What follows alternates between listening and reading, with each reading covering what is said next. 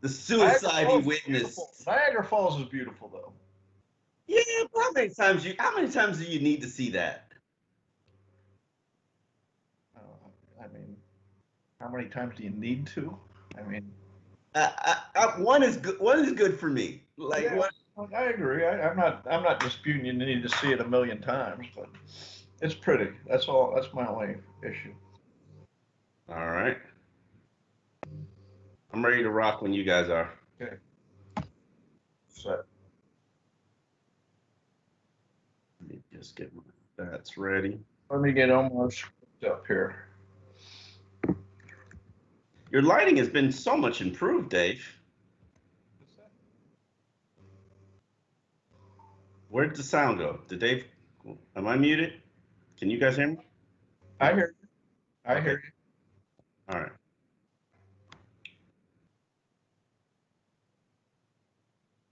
Yes, let's just make sure I'm pretty. All right, let's go.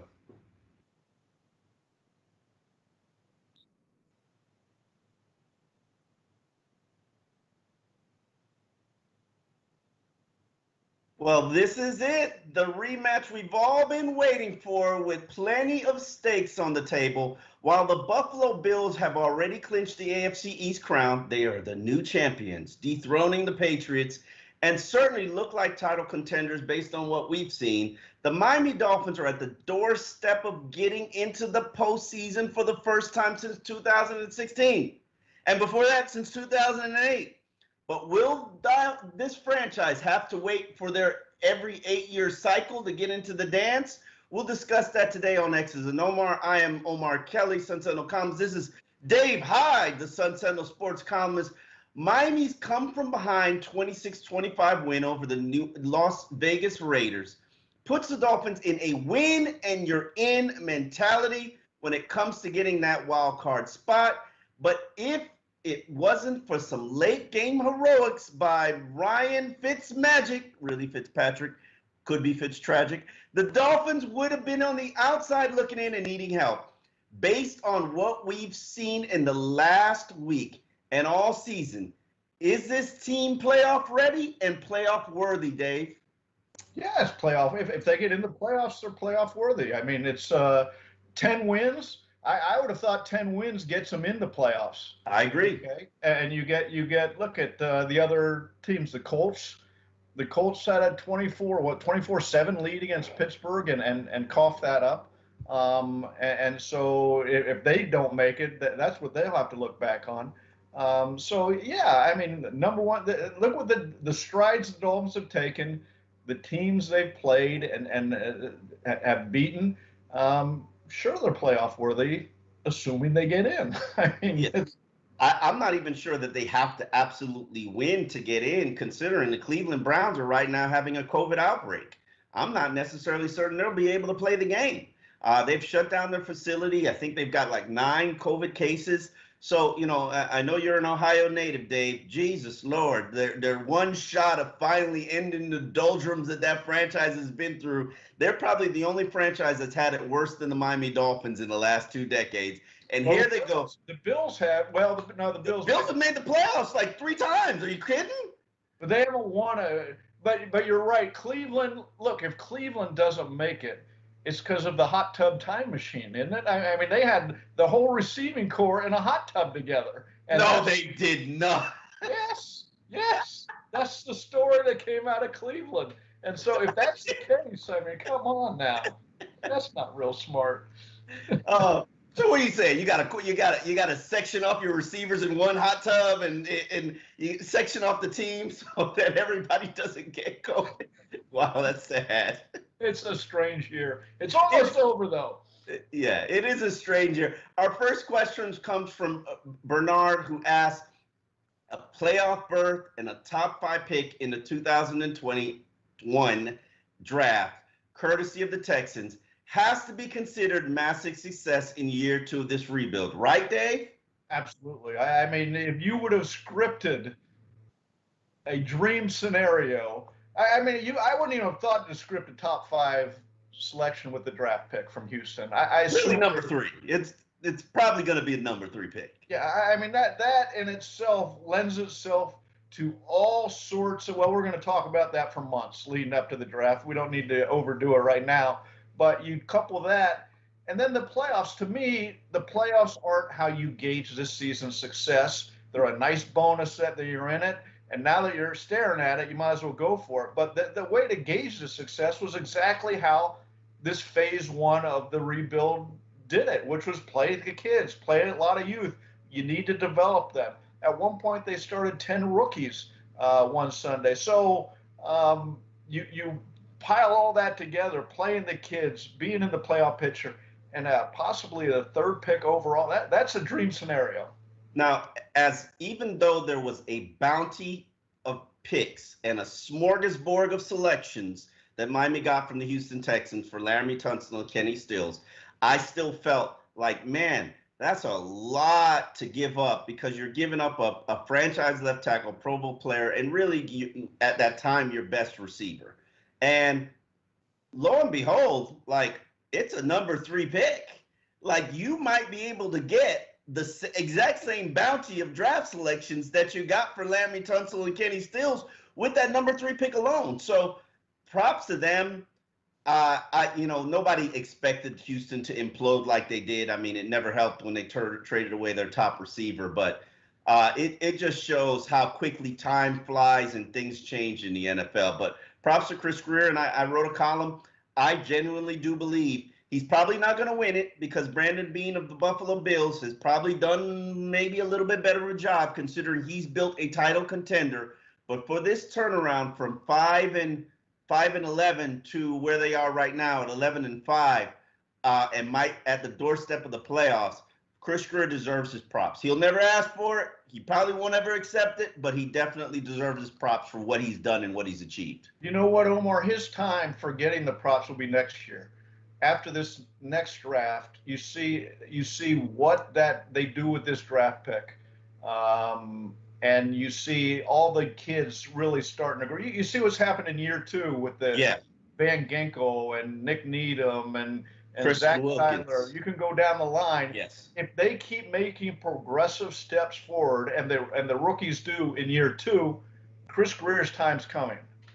Definitely. Okay. Our next question from Robert Tate: is it time for all the rebuilding phase of the season to call it a success and now shift to the win now mode? Absolutely not. I think the mistakes that this organization has made in 2009 and 2017 is that they shifted into a win now mode after that successful playoff berth, and they really went into let's get some finishing pieces. This team is far from finished. Their O-line is still weak. Their D-line is still weak. Where's the pass rusher on it? They still need an inside linebacker. Right now, offensively, they got no playmakers. You probably need to upgrade your running backs in your wide receiver position.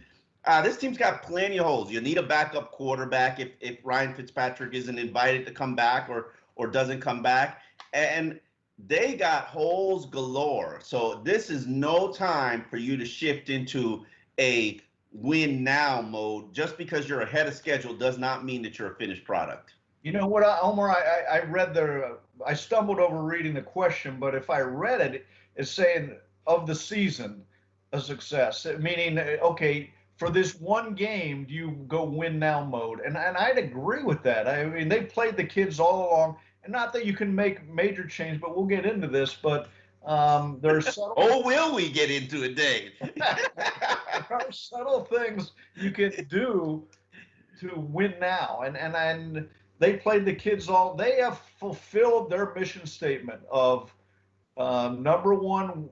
Way we're going to judge this year is how the kids progressed, and they played the kids, and they won with the kids, and good for them. That adds to the, right now the only question is how successful it's a success. We're getting into how successful are they mode. It's a success. Playoffs or not, win against Buffalo or not, get one of those wild card spots or not, season's a success. Right. Now, can you get into the playoffs or not? That's a totally different subject. Gabriel wants to know, out of all the positives of this year, what was the least expected, and what were you most pleased with?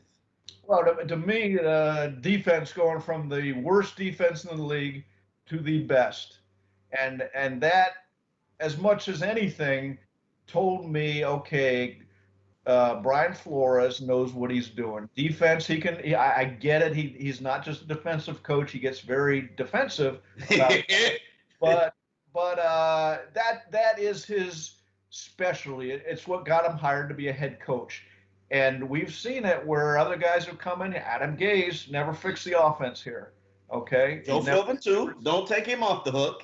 Joe Philbin never fixed the offense here. And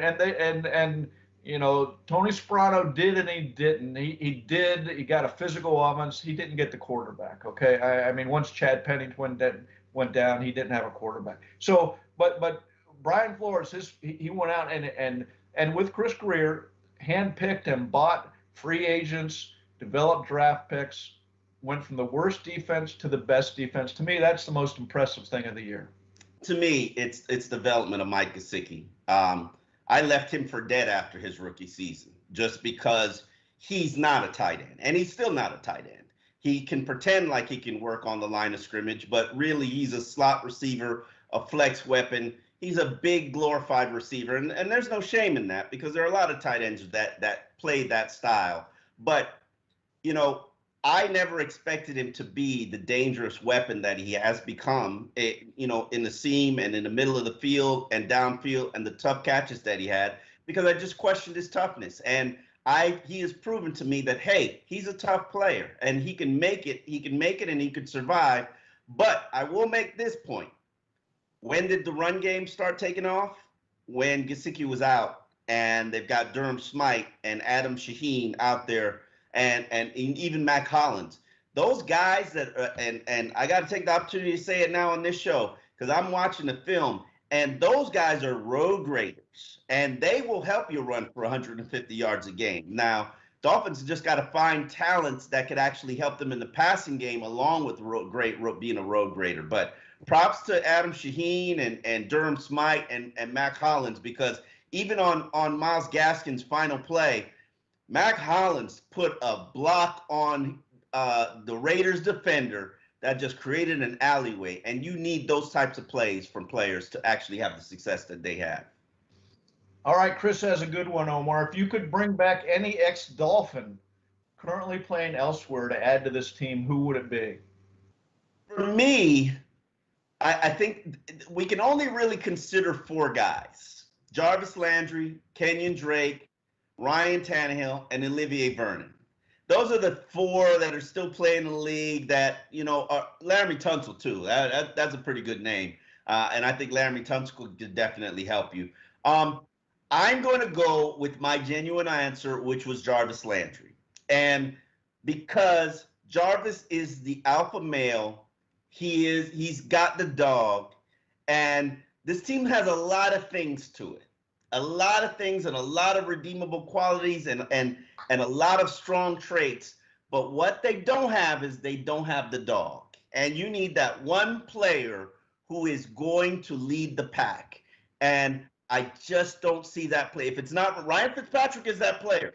But when he's on the bench, he's not the guy who's leading the pack. And Jarvis is a dynamic receiver, a tough slot receiver who makes everything easier for the quarterback. I hate to do this. I don't want to do this. I hate this question but the answer is Ryan Tannehill. I mean, the answer is Ryan Tannehill. He's the fourth-rated quarterback in the league right now. And maybe your dream, your hope is Tua gets up to that high. But Tannehill's there, veteran quarterback. I mean, I hate to give that answer, but if you're saying, he's young enough to play another 5 years, I mean. That's true. It's not just him. Look at Kenyon Drake, a guy you traded away last year, a guy who couldn't do anything for you in this offense, a guy who clearly is not a Brian Flores type of player. Kenyon Drake's one of the best running backs in the NFL right now. Yeah, he's very productive out in Arizona. And he's the ideal fit for the RPO offense. He can block, he can catch passes. it just didn't work here. And I understand sometimes it just doesn't work. Sometimes it doesn't fit. Sometimes his first 3 or 4 years of coaching, maybe that contributed to it too. So, anyways, last week the Dolphins did something unorthodox in the NFL and delivered the win against the Raiders. Brian Flores called in the relief pitcher, tapped his arm, bottom of the ninth. Actually, it was about the bottom of the seventh. To finish the game, benching Tua Tagovailoa for Ryan Fitzpatrick. Fitzpatrick rallied the Dolphins to 3 scores in the fourth quarter, completed 9 of 13 passes, 182 yards, and a touchdown. One of those passes was unbelievable. The no-look, his head's being bent that way, and he throws the ball the other way to Mac Hollins. That set, with the penalty, set up the winning field goal. We've seen Flores turn the offense over to Fitzpatrick before this season, but is it the right approach? And if Fitzpatrick is indeed the better quarterback for those situations, isn't he the better quarterback to lead Miami to the postseason and maybe a postseason win? Take it away, Omar. I was so bothered by what you wrote earlier this week saying that they should turn over the keys to the car to Ryan Fitzpatrick, because I've been arguing with you since week 3 that Fitzpatrick, if you're talking about getting to the playoffs, Fitzpatrick is the better quarterback. There's no point in time that he's not going to be the better quarterback. 6 years in this offense, guy who reads defenses faster than just about anybody in this league. Put him right up there. Perfect score in the Wonder League. Harvard degree. He is the best suited to lead this team to the playoffs. But you know what? You convinced me. This isn't about this season. This is about this franchise. It's about Tua's growth, Tua's development. Can't stunt Tua's growth. Can't stunt Tua's development. And here you are, Dave Hyde, saying, gotta pull Tua. Explain yourself. Well, it's very simple. At 1-3, you have this whole rebuild again is dependent upon playing the kids. Okay, you play the kids. That meant whenever Tua, you were comfortable enough to roll him out there, you rolled him out there. They rolled him out there in week 7, I believe, at 3-3. Okay, that was the thing to do, and that remains the thing to do. Okay, now, can you change your opinion as things go on? I would have kept playing Tua through his struggles, through his good games, through his games. That's fine. That's part of it. But here you are on the doorstep of the playoffs, not in week 6 or 7. You're on the doorstep of the playoffs. And what do you see? You see Tua struggling. The hope was in October he'd make enough step his rookie year that he would be surpassing Ryan Fitzpatrick now. That was my hope. That's fair. And you're not seeing that. And so for one game, the final game of the year, for the playoffs, if you happen to get in there, you owe it to the rest of the team to say, we're going to play our best player. We're going to look, Tua's got the year you wanted. He started, 9, 10 games. He's seen a lot of looks in the NFL. His learning curve is accelerated now. And that's fine. For one game, play the guy who can win you the game and get you in the playoffs. And I think you owe it to the rest of the team to do that. So you owed it to the team at the beginning of the year. No, you owed it to the franchise to develop players to get Tua ready when the whole roster is ready to win. And I don't mean make the playoffs. I mean to contend. When everybody's grown up, that Tua's ready to go. And he's still, if he's the player they think he is, he'll still be ready to go when that happens. Now that he's got a lot of playing experience as a rookie, it will accelerate him into year 2. That's what you owed the franchise. I think you owe it to the team now to. I mean, there's a difference of how the two are playing. Okay, and that's how it was obvious in October. I get it, but my thought was Tua is going to develop through his rookie year, and the Tua has not developed enough for you, Dave. He hasn't developed enough. He's been yanked 2 of the last 5 games, Omar. And Denver's a very good defense. I honestly think it has more to do defense. The Raiders are an awful defense. I think it has more to do with the style that they want to play.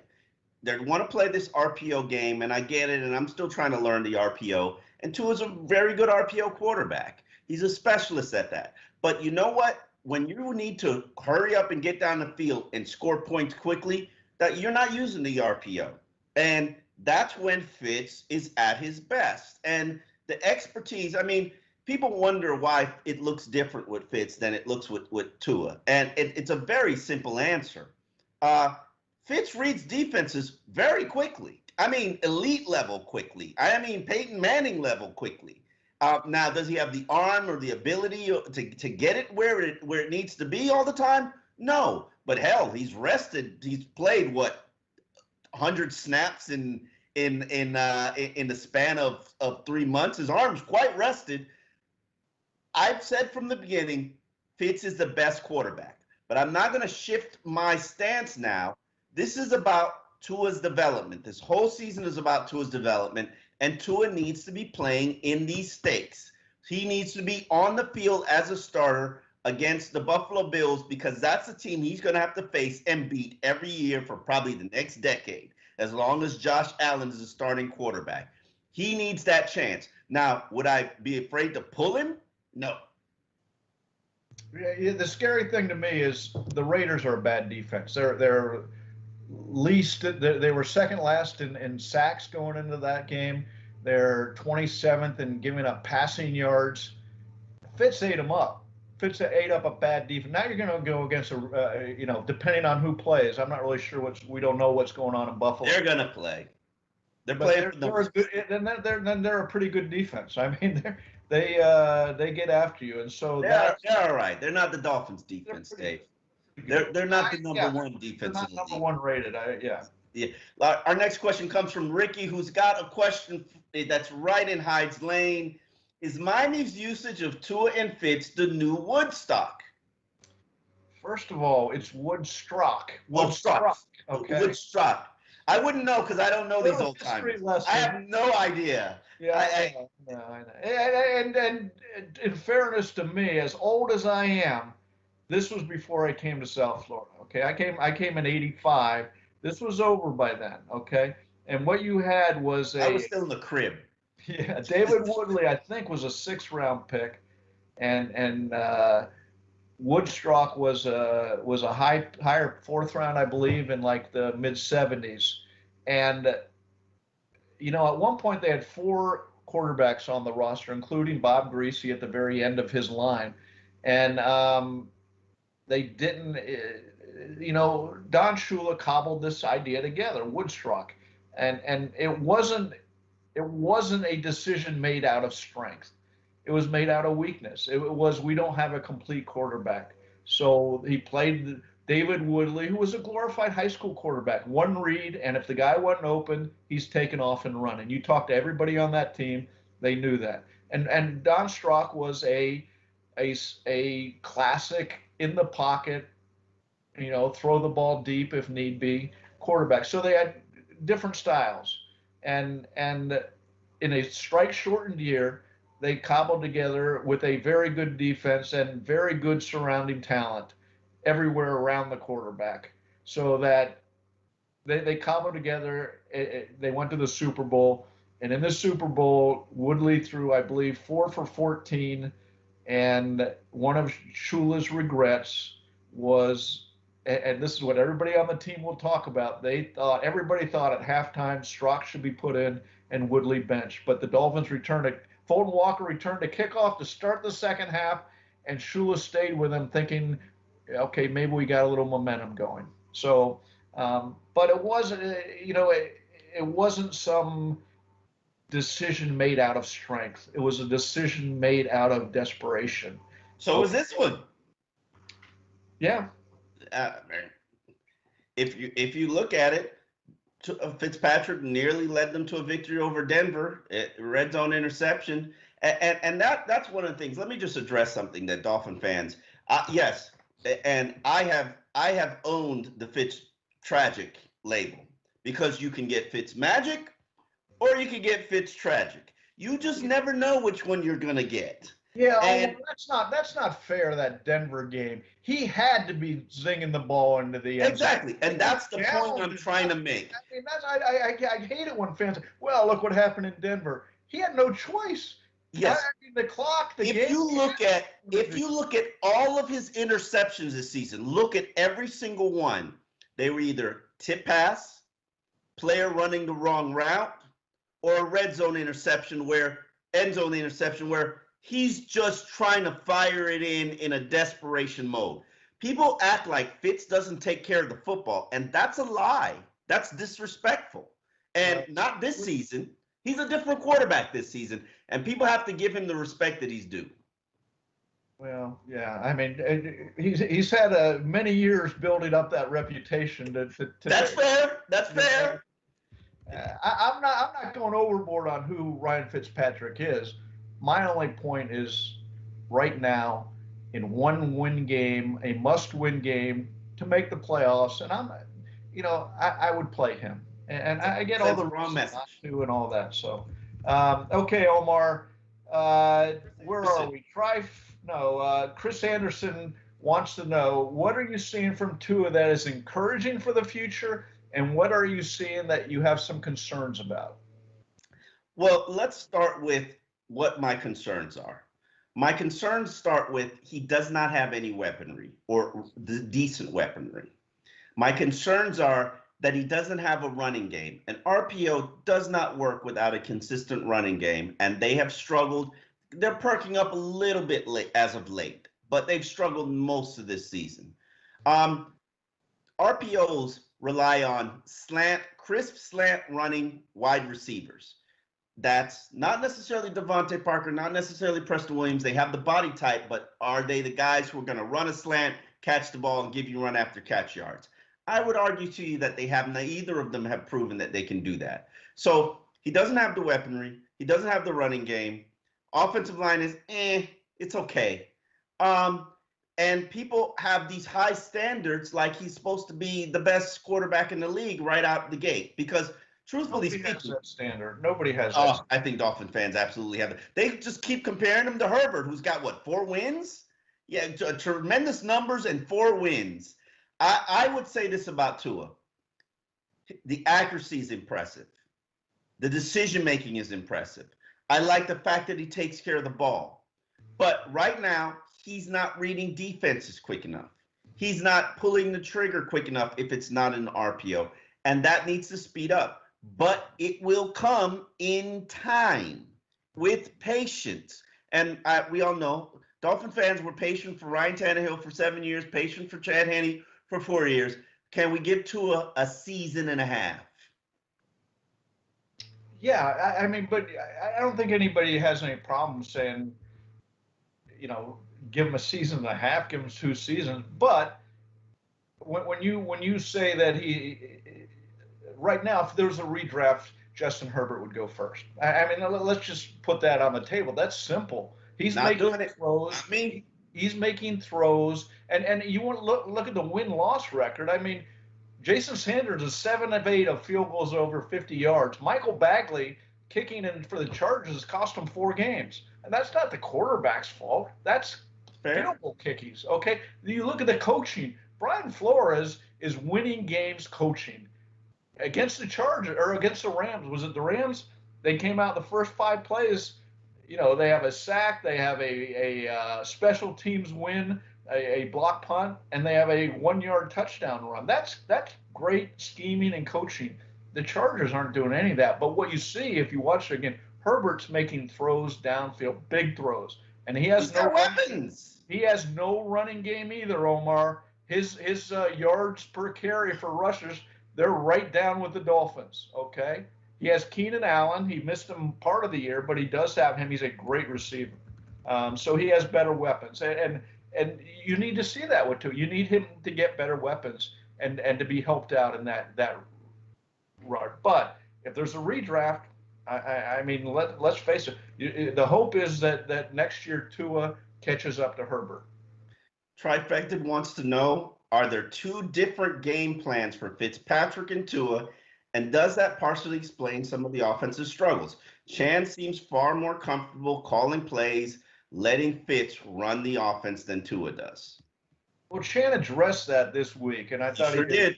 He did a pretty good job of explaining.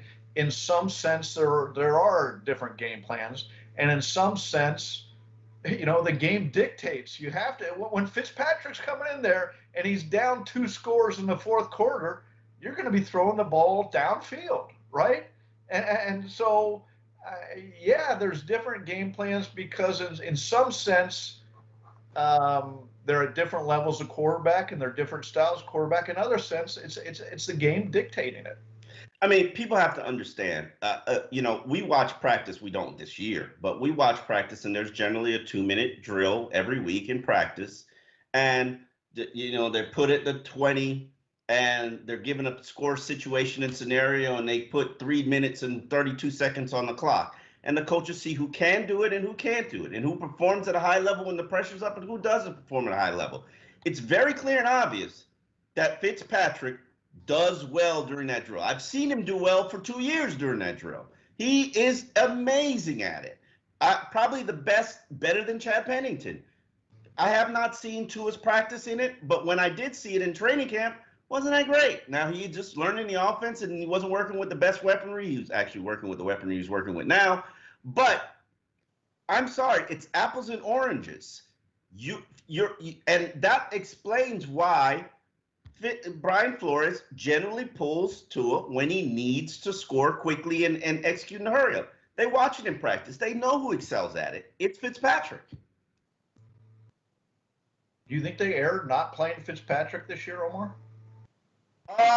I've always said, and I still stand by this, that if you want to make the playoffs, Fitzpatrick is your quarterback. Okay, but we've gone over that. That wasn't really... I mean, we're generally saying the same thing, but you convinced me that Tua, this is about the franchise and the franchise's development. Do I personally think benching Tua now and starting Fitzpatrick will stunt Tua's growth? I don't. But I think he needs for his continued growth, he needs this opportunity, because you don't want that stigma of, you can't start against the Bills because the stakes are too high. Then that just leads to, not that I think he's mentally soft, but I don't want to open that can of worms. I want to give him the opportunity to go out there and prove that he can do it. And if he can't do it, I'll pull him. And if he gets pulled, you got a big question in the first week of the offseason, what you're going to do with that number 3 draft pick. We'll get into that later, I'm sure, but you got to have an honest conversation inside the franchise. I don't need an honest conversation. I already know what I'm drafting a quarterback in the first 3 rounds. You have to. The first 3 rounds, that's not the issue. The issue is if one of those. If one of them, I mean, I'm sticking to my board, and I'm ranking up the top 5 players in this entire draft, guys that I think will be a franchise player.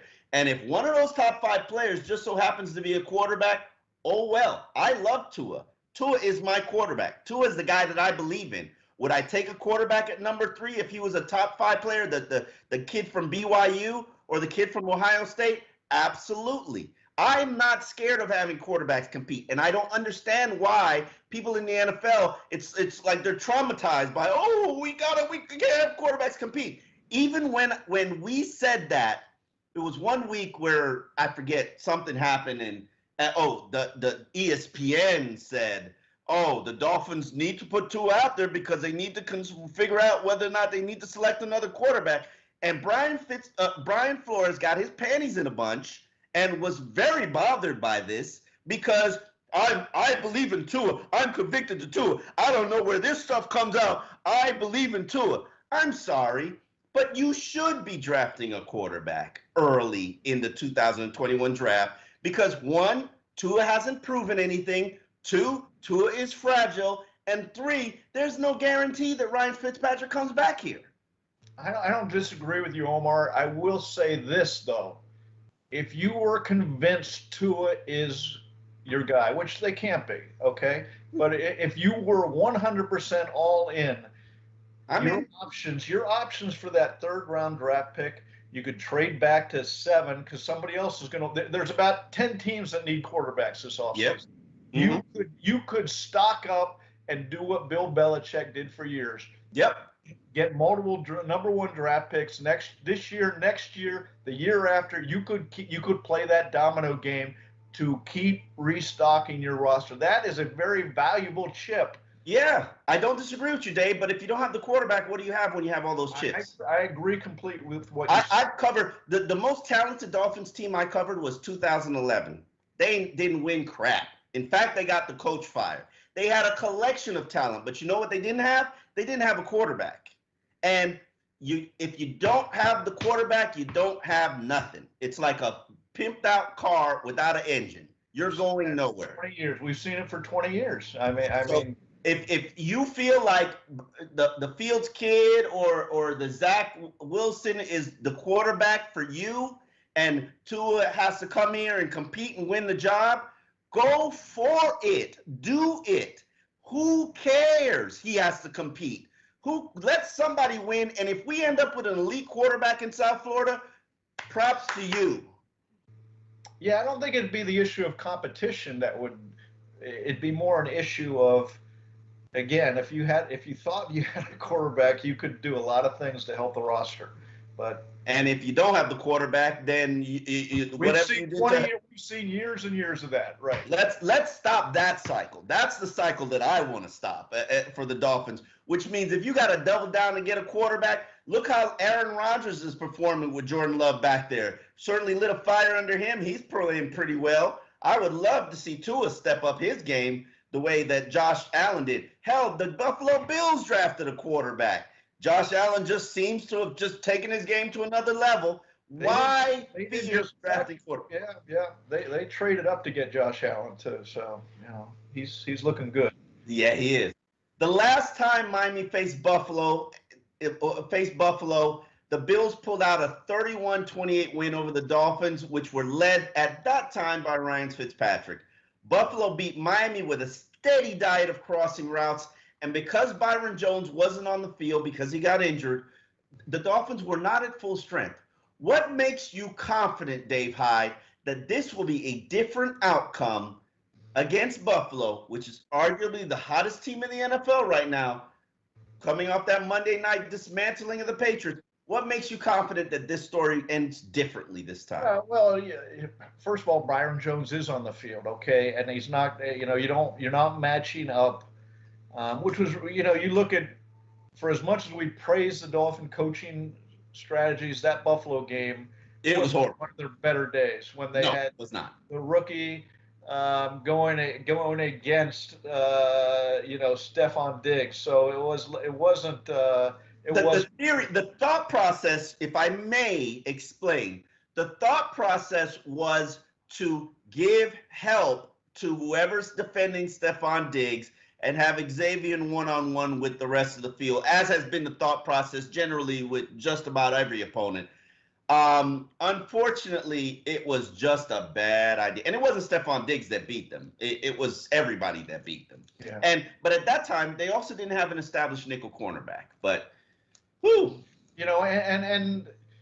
What you have this game, you have one of the best passing offenses in the league. I think the Bills ranked third against a very good secondary. And if they get a pass rush, the Bills have a good offensive line too.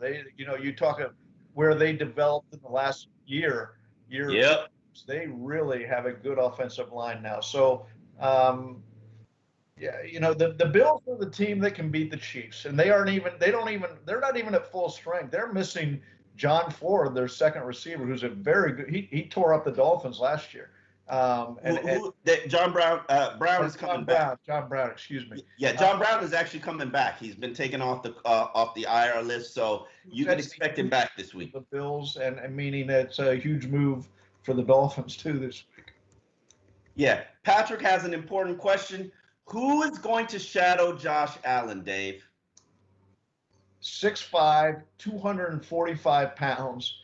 Who are you going to have shadow him? I know we sit here and did you see him stiff arm McCourty going off the field? It's like he punched him. He was running and he punched him and he got up and they tapped helmets. But this is a very physical when he wants to be a running quarterback. And so shadowing him, I hate to do that. You got to. I know you have to. the guy who you could is Rowe. Now, do you want to take him out not covering tight end? That's the question. I don't know. You could have. I hear what you're saying, and you can have. Yeah, it's a tough call and a very tough decision to make. To me, Kyle Van Noy is being paid a lot of money to be a very important player on this defense, especially right now where Landon Roberts suffered a season-ending knee injury. You need an inside linebacker. I think you can get better pass rushing from other players and have Kyle Van Noy shadow Josh Allen. Van Noy is being paid quite handsomely to be a very important piece of this defense. He's like a Swiss Army knife. And this is the ideal time to do it. If you get Shaq Lawson back and you have Andrew Van Ginkel outside on the edges, you should have enough from a pass rushing standpoint. You don't really pass rush anyway. You do twists and stunts and all that kind of stuff. You don't have a guy who beats people one-on-one. So I think you could make it through that game with Kyle Van Noy, the inside linebacker, the guy who shadows, or if anything, have Jerome Baker do it. I was going to say, I'd rather have Jerome Baker shadow, because Kyle Van Noy, it seems like he's using a lot more versatile way than Jerome Baker has been this year, and so I guess I would have. I'd love to see Jerome Baker blitz. Jerome Baker, the best thing he does is blitz, and they rarely ever have him blitz. And if you're not gonna blitz him, then why not have him shadow? And because you do blitz, you do have pass rush Van Noy more. So, and on top of that, did we see how Jerome Baker played against a certain quarterback in Kansas City? He chased him down and got him down. Yeah, he has the speed and the athleticism, and so you've convinced me, Dave. You've convinced me. Okay, good. All right. Next question: how does the loss of Landon Roberts change the defensive scheming towards stopping Josh Allen? Yeah, Landon Roberts is a big loss because he's primarily that inside run stopping linebacker.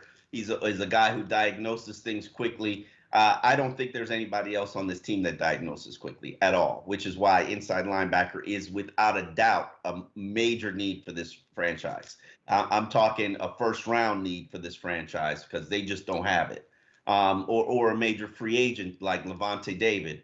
This is something that's going to be, you got number one defense right now, but it's only turnovers. And once Xavier Howard's not delivering turnovers, your defense isn't going to be that great.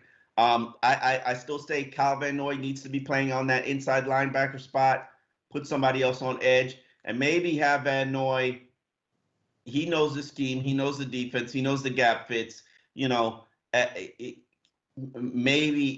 he will actually have a good game. Yeah, and it helps you a little this game. Bills are an average rushing team. Yeah. It's not like they're a power rushing team. So, look, you're right. There's nobody really to replace Landon Roberts, his role on this roster. But as far as matchups and everything, it helps that you're not going against a power rushing team.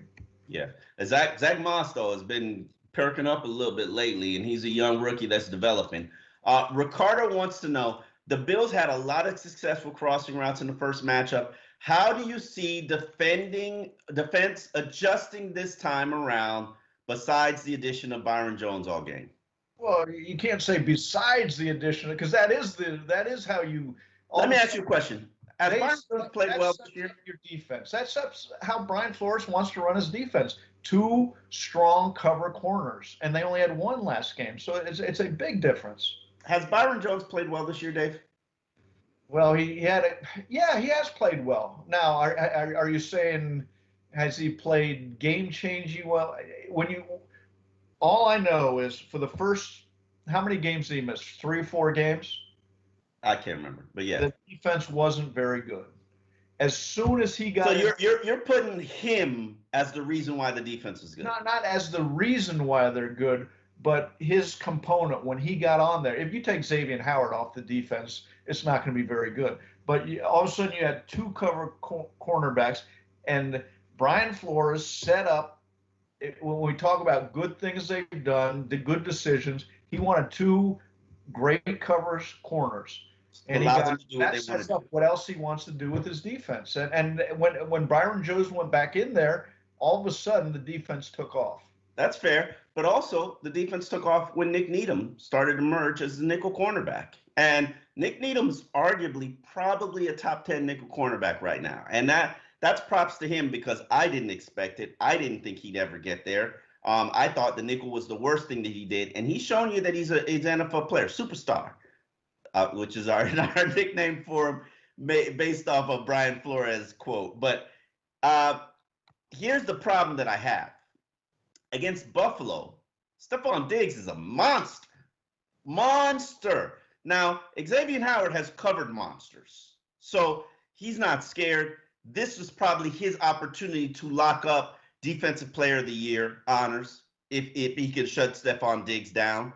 And I'm sure that he's willing and ready and able to take that challenge.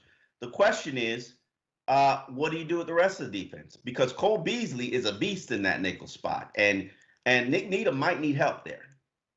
Yeah, but if you lock up, if you decide to do that, if you put Xavier Howard on Diggs, you have the capability of helping out on Beasley, right? I mean that's.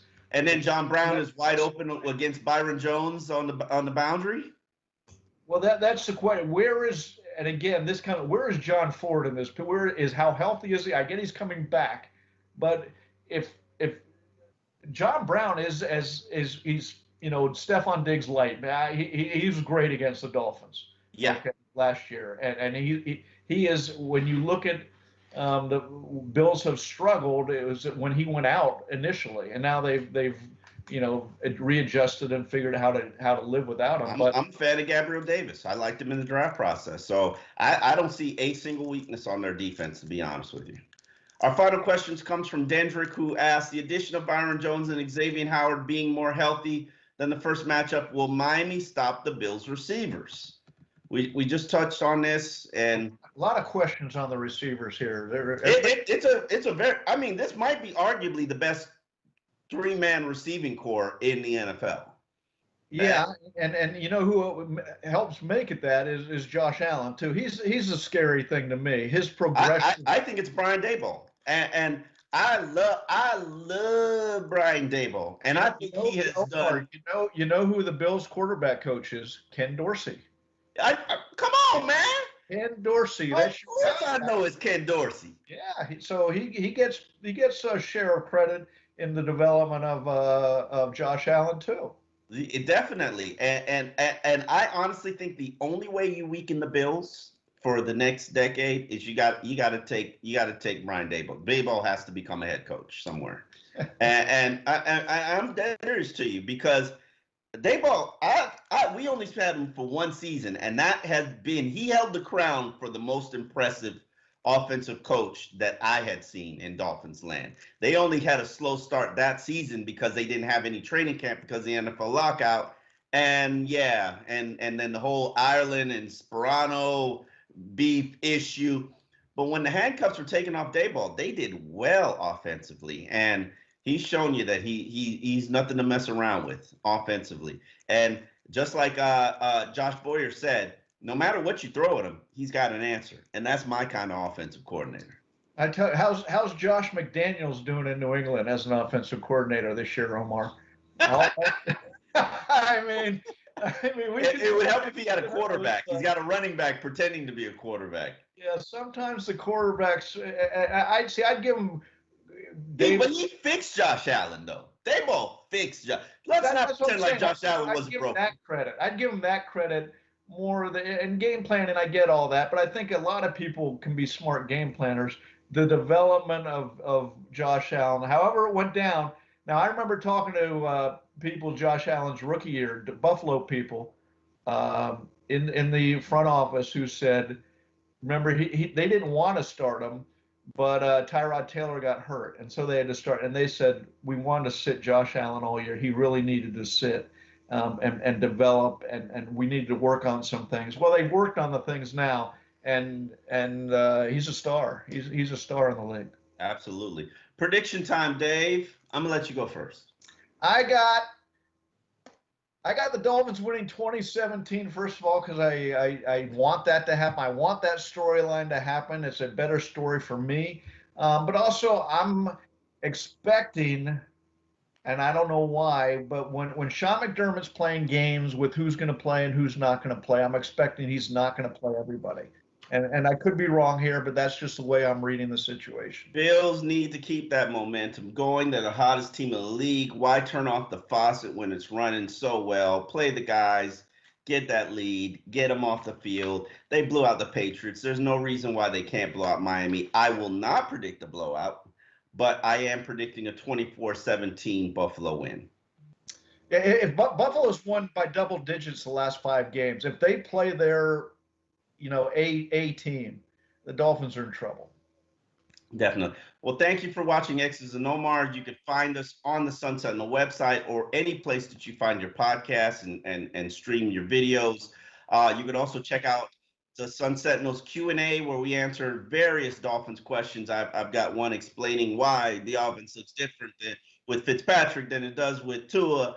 And you can find all our work at sunsentinel.com. Dave, appreciate you. Happy holidays. Be safe on New Year's Eve. Everybody.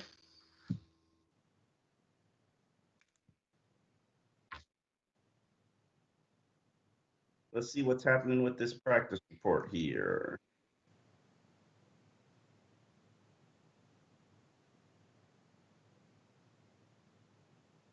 Oh, damn it. Okay, pull report. A little long, 50 minutes. No Preston